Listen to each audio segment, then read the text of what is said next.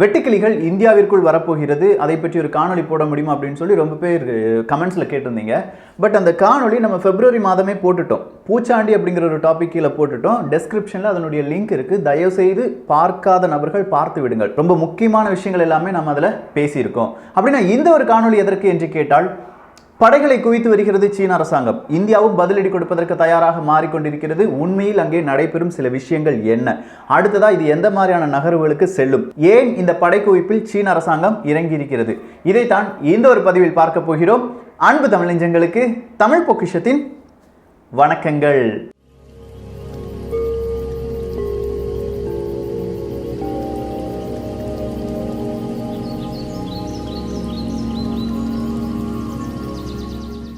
இந்தியாவை ரொம்ப பெரிய அளவில் அச்சுறுத்தும் இல்லாட்டி அச்சப்படுத்த ட்ரை பண்ற ஒரு நாடு தான் சீனா. சீனாவுக்கும் இந்தியாவுக்கும் இடையே இருக்கும் அந்த எல்லைக்கோடு, அந்த பிரச்சனையெல்லாம் நம்ம போன ஒரு பதிவில் பார்த்துட்டோம். பார்க்காத நபர்கள் எல்ஐசி அப்படிங்கிறத பற்றிலாம் தெளிவாக பார்த்துட்டோம். பார்க்காத நபர்கள் தயவு செஞ்சு பார்த்துருங்க. அதுக்குள்ள லிங்க்கும் கீழே டெஸ்கிரிப்ஷனில் இருக்குது. ஸோ சீனாவுக்கும் இந்தியாவுக்கும் எல்லை பிரச்சனை என்பது பல ஆண்டு காலமாக இருந்து வருகிறது. சொல்லப்போனால் 1962 சீனாவுக்கும் இந்தியாவுக்கும் ரொம்ப பெரிய போர். அதன் பிறகு 1988 அன்றைய பிரதமராக இருந்த ராஜீவ்காந்தி அவர்களுக்கும் சீனாவின் அதிபருக்கும் ஒரு உடன்படிக்கை என்பது ஏற்படுகிறது. அந்த உடன்படிக்கை வழியாகத்தான் 1993, 1996, 2005 போன்ற பலவிதமான உடன்படிக்கைகள், ஒப்பந்தங்கள் இந்தியாவுக்கும் சீனாவுக்கும் இடையே ஏற்படுகிறது. சரி, இந்தியாவுக்கும் சீனாவுக்கும் ஒரு வரையறுக்கப்பட்ட எல்லை இருக்கிறதா என்று கேட்டால் இதுவரையிலும் கிடையாது. அதை தான் நம்ம சொன்னோம், line of actual control, LAC என்பது தான் அந்த ஒரு எல்லை. அது வரையறுக்கப்பட்டது கிடையாது. இரண்டு அரசாங்கங்களும் இந்த மாதிரி எல்லையை வகுத்துக் கொள்ளலாம் என்பது தான் இந்த LAC சொல்லும் ஒரு கோட்பாடு. ஒரு விஷயத்துல நிறைய பேர் கமெண்ட் போடுறதை நான் பார்த்தேன். அதாவது, என்னடா சின்ன பிள்ளைத்தனமா கல்லெறிந்து விளையாடுகிறார்கள், அடிக்கிறார்கள், துப்பாக்கி இருக்குல்ல, சீனாவின் ராணுவ அதிகாரிகளை துப்பாக்கி வச்சு கொண்டிருக்க வேண்டியதானே, இந்திய ராணுவ வீரர்களுக்கு அங்கே தைரியம் போதாது அப்படிங்கிற மாதிரி சில விதமான கருத்துக்களை நான் அங்கே பார்த்தேன். ஆனா நம்மில் எத்தனை பேருக்கு தெரியும், 1975க்கு பிறகு இந்தியா சீனா எல்லையில் எந்த ஒரு ராணுவ வீரர்களுடைய உயிரும் பலியானது கிடையாது. அதே இது நீங்க பாகிஸ்தான் இந்தியா பார்டர் எடுத்துட்டீங்கன்னா நிறைய ராணுவ வீரர்கள் அவர்களுடைய உயிரை தியாகம் செய்திருக்கிறார்கள். ஏன் இந்தியா சீனா எல்லையில் மட்டும் உயிர்கள் பலியாகுவது கிடையாது என்று கேட்டால், அதற்கு தான் 1988 ராஜீவ்காந்தி மற்றும் டெங் அவர்களுடைய ஒப்பந்தத்தை நாம் பார்க்க வேண்டும். நம்ம இரண்டு நாட்டுக்கும் என்ன கிடையாது, சரியான எல்லை கிடையாது. ஸோ எல்லை வழியா நிறைய பிரச்சனை வருவதற்கான வாய்ப்புகள் இருக்கு. அப்படி வாய்ப்புகள் வந்தால் இதற்காக தனியாக ஒரு அமைப்பை நாம் ஏற்படுத்துவோம். இரண்டு நாடுகளும் ஏற்படுத்தட்டும். அந்த அமைப்பின் வழியாக இந்த எல்லை பிரச்சனையை நாம் என்ன செய்ய வேண்டும், தீர்த்து கொள்ள வேண்டும். அதை விட்டு ஒரு ராணுவ வீரரை கொள்வது, இல்லாட்டி ராணுவ வீரர்களை பிடித்து கொண்டு செல்வது, இதெல்லாம் இருக்கக்கூடாது அப்படிங்கிற மாதிரியான சில ஒப்பந்தங்கள் தான் 1988 பேசப்படுகிறது. அதன்படி பலவிதமான ஒப்பந்தங்கள் கையெழுத்தாகின்றன. 1993, 96, 2005 இந்த ஒப்பந்தங்களின் உண்மையான படிவங்களை வாசித்து பார்ப்பதற்காக தமிழ் பொக்கிஷம் அப்ளிகேஷனை டவுன்லோட் பண்ணா இன்றைய செய்தியாக அது அப்டேட் செய்யப்படும். ஸோ இந்த ஒப்பந்தம் வழியாகத்தான் எந்த ராணுவ வீரருடைய உயிரும் போகக்கூடாது என்பது அங்கே பெரிய ஒரு விஷயமாக இப்போதும் பேணி காக்கப்படுகிறது. அதன் காரணமாக தான் உயிர் போகாதபடி கற்களை வீசியும் அதே மாதிரி பலவிதமான குத்துச்சண்டை போட்டுலாம் அங்க இருக்கிற பிரச்சனையை ராணுவ வீரர்கள் பெரிய பிரச்சனையா மாத்தாம இருந்துட்டு வராங்க. சப்போஸ் அது பெரிய பிரச்சனையா இருந்தா உயர்மட்ட குழுக்கு இது ஒரு பெரிய பிரச்சனையாக மாற்றப்படும். அவர்கள் பேச்சுவார்த்தையின் மூலம் இதை முடித்துக் கொள்வார்கள். இப்படி காலம் காலமாக நடைபெற்ற இந்த ஒரு தருணத்தில் அன்றைய சீனாவையும் இன்றைய சீனாவையும் நாம் கம்பேர் பண்ணி பார்க்கணும். ஏன்னா அன்றைக்கு 1988 ஒரு ஒப்பந்தம் நடைபெற்றது அப்படிங்கிறத பார்த்தோம். அன்று சீனாவின் ஜிடிபி என்பது 312 பில்லியன், இந்தியாவின் ஜிடிபி என்பது 297 பில்லியன். பெரிய வித்தியாசம் ஒன்றும் கிடையாது. அன்று சீன அரசாங்கம் ராணுவத்திற்காக செலவிட்ட தொகை 11.6 பில்லியன், இந்தியா செலவிட்ட தொகை 10.6 பில்லியன். இது 1988 கணக்கு. அப்படியே நீங்க 2018 இருந்து 2020 இந்த ஒரு காலகட்டத்தினுடைய கணக்கு எடுத்து பார்த்தீங்கன்னா, இன்று சீனாவினுடைய ஜிடிபி சுமார் 13 ட்ரில்லியன். அதே இது இந்தியாவினுடைய ஜிடிபி 2.7 ட்ரில்லியன். 5 மடங்கு நம்ம ரொம்பவே குறைவாக இருந்து வருகிறோம். அடுத்ததா சீனா ராணுவத்திற்காக செலவழிக்கும் தொகை 261 பில்லியன். இந்தியா செலவழிக்கும் தொகை, ராணுவத்திற்காக செலவழிக்கும் தொகை வெறும் 70 இல்லாட்டி 72 பில்லியன். இவ்வளவுதான். ஸோ நம்ம விட ஒரு 3 மடங்கு கூடுதலாக ராணுவத்திற்கு சீன அரசாங்கம் செலவழித்து கொண்டிருக்கிறார்கள். ஸோ அன்றைய ஒப்பந்தம் வழியாக இன்றும் சீனா இதை கேட்குமா என்று கேட்டால் நிச்சயமாக கேட்பதற்கான வாய்ப்புகளே கிடையாது. அப்படின்னா ஏன் இவ்வளவு ஆக்ரோஷமான சில நடவடிக்கைகளில் சீன அரசாங்கம் இறங்கி இருக்கிறது என்று கேட்டால், சீனாவுக்கு எதிராக நடக்கும் உலக அரசியல் தான் இதன் காரணம். முதல் உலக அரசியல் தைவான். தைவானுடைய பிரசிடென்ட் போன புதன் வியாழன் கிழமை என்ன செய்யறாங்க, அவங்களுடைய பதவியில் மறுபடியும் அமர்கிறார்கள் இரண்டாவது கட்டமாக. அதற்கு இந்தியாவின் சார்பாக வாழ்த்துக்கள் தெரிவிக்கும்படி ஆன்லைனில் தான் இந்த கமிட்டி எல்லாமே நடக்குது. இல்லாட்டி இவங்க பதவியேற்றம் என்பது ஆன்லைனில் எல்லாருமே பார்க்குறாங்க. கிட்டத்தட்ட 92 நபர்கள் இந்த ஒரு ஃபங்க்ஷனில் பங்கெடுத்து கொண்டார்கள். ஆன்லைன் வழியாகவே பங்கெடுத்து கொண்டார்கள். அதில் 2 பிஜேபி சார்ந்த நபர்கள், எம்பிஸ் அப்படின்னு சொல்லலாம். ஸோ இது சீனாவுக்கு ரொம்ப பெரிய ஆத்திரத்தை ஏற்படுத்துகிறது. வேறொரு முக்கியமான நபரும் இருந்தார், அமெரிக்காவின் ஸ்டேட் செக்ரட்டரி மைக் பாம்பியோ அவர்கள் தான். தைவான் பிரசிடென்ட்டை பார்த்து அப்படி புகழ்ந்து தள்ளுகிறார். தைவான் பிரசிடென்ட் என்ன சொன்னாங்க, சீனாவுக்கு எதிரான மிகப்பெரிய ராணுவ நடவடிக்கைகளில் எல்லாமே தைவான் உடன்படும் அப்படின்னு சொல்லியிருக்காங்க. ஸோ நீ எப்படி என்னுடைய நாட்டுக்கு செல்லலாம்? அதாவது தைவான் சீனாவினுடைய நாடாக சீனா கருதுகிறது. ஒன் சீனா என்பதை சீனா ஒரு குறிக்கோளுடன் அதை கடைபிடித்துக் கொண்டிருக்கிறது. அதற்கு எதிராக இருக்கும் தைவான் அந்த ஒரு பிரசிடென்ட் பதவியேற்பு விழாவில் இந்தியாவை சார்ந்தவர்கள் ஏன் பங்கெடுத்தீர்கள்? இது கடந்த 2 தினங்களாக சீனாவினுடைய எல்லா தொலைக்காட்சிகளிலும் மிகப்பெரிய முக்கிய செய்தியாக இருந்தது. ஸோ சீனாவுக்கு எதிராக இந்தியா ரொம்ப பெரிய விளையாட்டை கேம் விளையாடுகிறது. இதுதான் அவங்களுடைய தலைப்புச் செய்தி. ஸோ அந்த செய்தியை மேலும் வலு சேர்க்கும் விதமாகத்தான் இந்த வைரஸ் எங்கிருந்து தோன்றியது என்பதை நாங்கள் பார்க்க வேண்டும், இல்லாட்டி அதற்கான ஒரு விசாரணை நடத்தப்பட வேண்டும் என்று ஒரு 122 நாடுகள் சொன்னது பாருங்க. அதுல இந்தியாவும் கையெழுத்து போட்ட அந்த ஒரு செய்தி. இது எல்லாமே சீனாவுக்கு ரொம்ப பெரிய ஆத்திரத்தை ஏற்படுத்துகிறது. 3வது மிக முக்கியமான காரணம் தேசிய கொள்கை என்பதுதான். அதாவது தற்சார்பு, இல்லாட்டி India make in India, made in India, இந்த ஒரு லெவலுக்கு அவங்க முன்னேறிட்டு இருக்கும்போது சீனாவினுடைய பொருட்கள் கொஞ்சம் கொஞ்சமா இந்தியாவில் வருவது தடைப்படும். ஸோ சின்னதா இந்த மாதிரி ராணுவ விளையாட்டை எல்லாமே விளையாண்டு இந்தியாவுக்கு ஒரு பயத்தை கொடுத்து அந்த பயம் வழியாக மறுபடியும் 2 நாட்டு நபர்கள், பெரிய பெரிய அரசு அதிகாரிகள் எல்லாருமே ஒரு சமாதான உடன்படிக்கையில் ஏற்பட்டு அந்த சமாதான உடன்படிக்கை வழியாக வர்த்தகத்தை மேம்படுத்திக் கொள்ளலாம் என்பது சீனாவினுடைய ஒரு கணக்காக இருக்கிறது. சரி, அப்படின்னா இந்தியா உண்மையில் பயந்து செல்ல வேண்டுமா, இல்ல வா எதிர்த்து நிற்கலாம் என்று துணிந்து நிற்க வேண்டுமா? இந்த ஒரு கேள்வி நம்முள் எழ வேண்டும். ஸோ சீனாவினுடையும் இந்தியாவினுடையும் ராணுவ பலத்தை நம்ம கம்பேர் பண்ணி பார்த்தோம்னா நம்மளை விட 3 மடங்கு அதிகமாக ராணுவத்திற்கு செலவு செய்து கொண்டிருக்கிறார்கள். முக்கியமான விஷயம், சீனாவுக்கு எதிராக இப்போது ரொம்ப பெரிய அளவில் களமிறங்கி இருக்கும் நாடு எது அப்படின்னு கேட்டீங்கன்னா அமெரிக்கா. இன்னைக்கு நேத்து 2 செய்திகள் நீங்க கேள்விப்பட்டிருப்பீங்க. நேத்து அமெரிக்கா நடுக்கடலில் லேசர் வெப்பனை டெஸ்ட் பண்ணி பார்க்கறாங்க. கப்பல்ல இருந்து வீசப்படும் ஒரு லேசர் லைட்டால் வானத்தில் பறக்கும் விமானத்தையும் சுட்டெரிக்க முடியும் என்று அமெரிக்கர்கள் செய்து காண்பிக்கிறார்கள். அது மிகப்பெரிய ஒரு பேசு பொருளாக மாறுகிறது. அதே அமெரிக்கா இன்னைக்கு வேறொரு செய்தியும் வெளியிட்டிருக்கிறார்கள், நாங்கள் மறுபடியும் அணு ஆயுதத்தை சோதித்து பார்க்க போகிறோம். ஸோ உலக மீடியாக்கள் அலறுகின்றன. அமெரிக்கா அணு ஆயுதத்தை சோதித்து பார்க்க போகிறது என்றால் அடுத்ததாக உலக போர் வரப்போகிறதா? இந்த ஒரு கேள்வியும் வைக்கப்படுகிறது. தைவான் பிரசிடென்ட் பதவியேற்பு விழா, அமெரிக்காவினுடைய பிரஷர், தற்சார்பு அப்படிங்கிற ஒரு கொள்கை, அடுத்ததா உலக நகர்வு என்று சொல்லும்போது எல்லாருமே அவங்கவுங்க நாட்டுக்கு தேவையான முக்கியத்துவத்தை கொடுக்க நினைக்கும் போது இந்த வைரஸ் சீனாவிலிருந்து தான் வந்தது என்று பல நாடுகளும் நம்புகின்றன.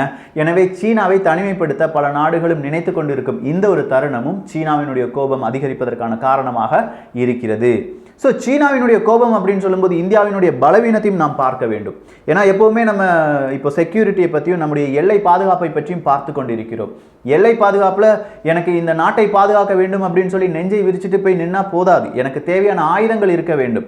கடந்த 6 வருடங்களுக்கு முன்பாகத்தான் நம்ம ஒரு போட் வாங்கியிருக்கோம். இந்த எல்லை ரோந்து பணி செய்வதற்காக ஒரு போட் வாங்கியிருக்கோம். அந்த போட் எந்த இடத்தில் பயன்படுத்தப்படுகிறது என்று கேட்டால் பாங்காங் சோ அப்படிங்கிற ஒரு ஏரியில் தான். இந்த பாங்காங் சோ இதை தான் நீங்கள் இன்னைக்கு செய்தியில் ஃபுல்லாக கேள்விப்பட்டிருப்பீங்க. ஏன்னா இந்த பாங்காங் சோ அப்படிங்கிற இடத்தில் தான் சீனர்கள் அவங்களுடைய ராணுவ படைகளை, கிட்டத்தட்ட 500க்கு மேற்பட்ட ராணுவ வீரர்களையும் நிறைய பதுங்கு குழிகளையும் சீன ராணுவ வீரர்கள் ஏற்படுத்தி இருக்கிறார்கள் அப்படிங்கிற ஒரு செய்தி. இதே மாதிரி 4 முக்கியமான இடத்தில் சீன ராணுவ வீரர்கள் ஊடுருவியிருக்கிறார்கள். கிட்டத்தட்ட 4 கிலோமீட்டர் இந்தியாவின் ராணுவ எல்லைக்குள் வந்து விட்டார்கள் அப்படிங்கிற ஒரு செய்தி தான்.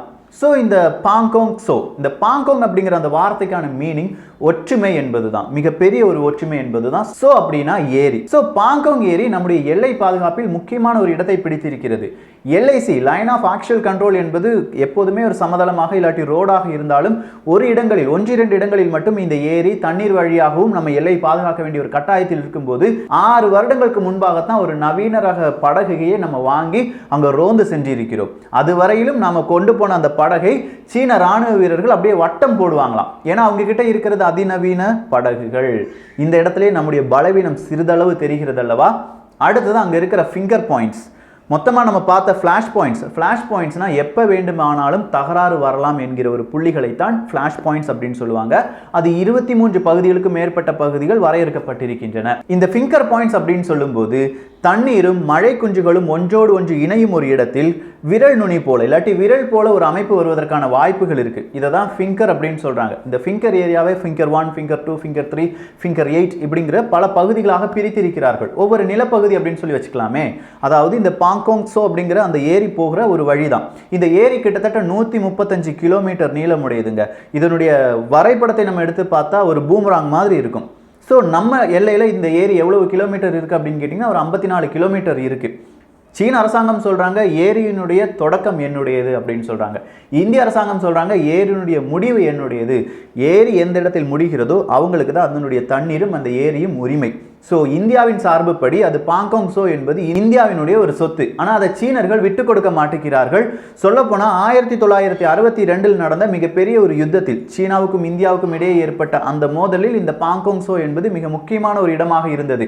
சீனர்கள் அதிக அளவு இராணுவ வீரர்களை குவித்த இடமும் இந்த பாங்காங் சோ தான். ஸோ அப்படிப்பட்ட இடத்துல கடந்த 6 வருடங்களுக்கு முன்பாகத்தான் நம்ம ஒரு போட் வாங்கியிருக்கோம்னு சொல்றதே நம்முடைய ஒரு பலவீனம் தான். அடுத்ததான் இந்த ஃபிங்கர் பாயிண்ட்ஸ் சொன்னேன் பாருங்க. ஃபிங்கர் பாயிண்ட்ஸ் 8 வரை இந்த எல்ஐசி இருப்பதாக இந்திய ராணுவ வீரர்கள் சொல்கிறார்கள். இல்லாட்டி இந்திய ராணுவம் சொல்லுது LIC line of actual control.